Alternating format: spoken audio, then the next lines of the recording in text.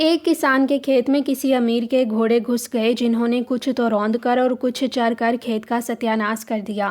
किसान गुस्से से भरा हुआ अमीर के पास गया और कहा कि आपके घोड़ों ने मेरे खेत तबाह कर दिए। अमीर ने कहा, तुम्हारे ख्याल में कितना नुकसान हुआ होगा? किसान ने कहा, 50 रुपये का। अमीर ने उसी वक्त किसान को 50 रुपये देकर कहा, अगर नुकसान कुछ ज़्यादा हुआ हो तो फिर सोच लेना, मैं ज़्यादा देने को भी तैयार हूँ। किसान 50 रुपये लेकर घर आ गया, लेकिन खेत पककर पहले से भी ज़्यादा कीमत पर बिक गया।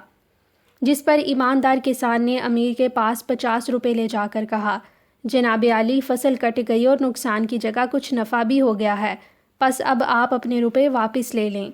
ये सुनकर अमीर ने उन 50 रुपयों के साथ 50 और मिलाकर किसान को पूरे 100 रुपये दे दिए और कहा, ये नुकसान का बदला नहीं, तुम्हारी ईमानदारी का इनाम है। शौक़ से ले जाओ और इसी तरह हमेशा सच्चाई पर कायम रहो।